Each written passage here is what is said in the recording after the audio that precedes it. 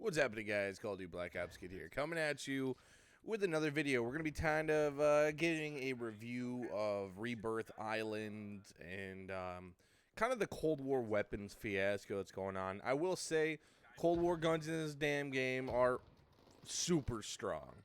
They obviously have their recoil and they have the same effects that they had in Cold War, but it feels like there's less recoil to majority of the guns. We'll be diving deep into what I'm talking about later in the week, where we'll be trying to compare all of Cold War guns' recoil to like the Cold War guns in Cold War and the Cold War guns in Modern Warfare. Just basic by testing the recoil patterns and stuff like that. So if you guys want to see that video, check it out. So Rebirth Island is just a remaster of Alcatraz Prison inside of Black Ops 4. I won't say this is a bad thing. It kind of makes the game a lot more fun. There's respawns like there was in COD on Black Ops 4, and it feels pretty fun. There's a mixture of Modern Warfare and Cold War guns, and it all feels really nice, feels really good, and honestly, I'm having a pretty decent time. The problem is the sweatness inside this mode that people just go crazy or just want to camp roofs and stuff like that. And that's that's probably the only gripe that I have against this mode right now, is that the people that are sweaty are just too damn sweaty. The guns that they added, the Groza Mac 10, they're all pretty awesome guns to use. There will be the Street Sweeper. There'll be the Street Sweeper that'll be coming into Warzone later, which will actually be pretty strong, I think. But I like the fact that you can level up your Cold War guns in Warzone, and a lot of people like the fact that these guns are just broken. I like this game. I like this Warzone mode. It's pretty fun. In terms of Cold War progression, though, it doesn't really feel like it's leveling up fast enough. But with double XP tokens being taken away from the Warzone, everything that you earned in Warzone previously, double XP wise, double XP weapon tokens are no longer existent in this. It's only Cold War double XP, which kind of feels like a slap to the face that people grinded them out. I never used double XP anyways, personally, but I mean, now we can't have the choice now.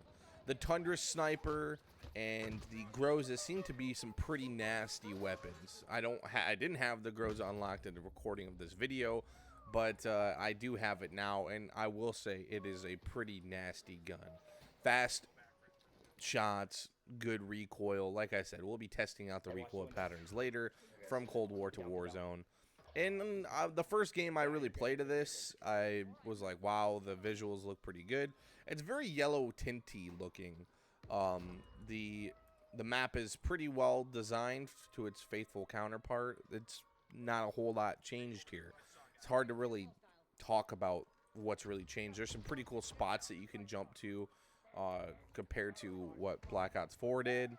And yeah, it's pretty good. I like the integrate. The best part about this season and this being added into the game is that the integration for Cold War guns in Modern Warfare. It kind of adds this weird flex where the AK is even more broken than it was before. Some people really care about the AK to AK stats because there was an AK-47, now there's an AK-47. There's an MP5 in Cold War, then now there's an MP5 in Modern Warfare. It's pretty interesting. The guns don't differ from stats that much, except for the XM4 to the M4A1. It is very different for the most part. It's kind of weird seeing the game like this right now with multiple guns and seeing the different stats and the recoil patterns and whatnot. This is my first win in Rebirth Island, which actually wasn't too terrible.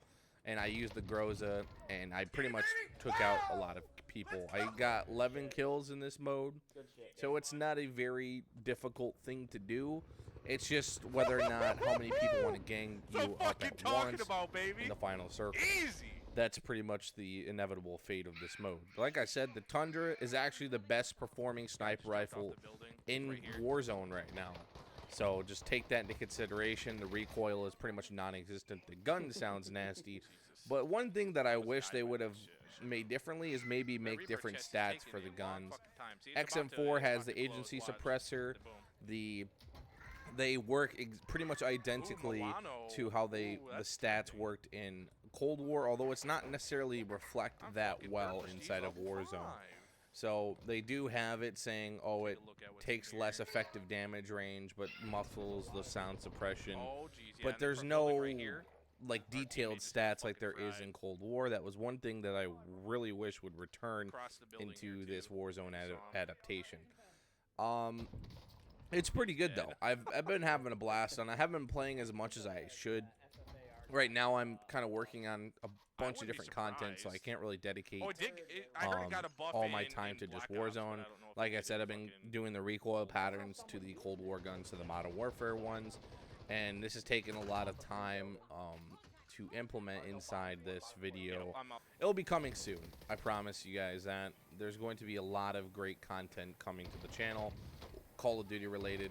We're going to have a lot more videos to come in the future as well, so just guys, please stay tuned.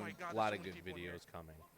The one thing that I liked is the gondola still seems to be a pretty dominant feature inside of Warzone on this adaptation, I should say.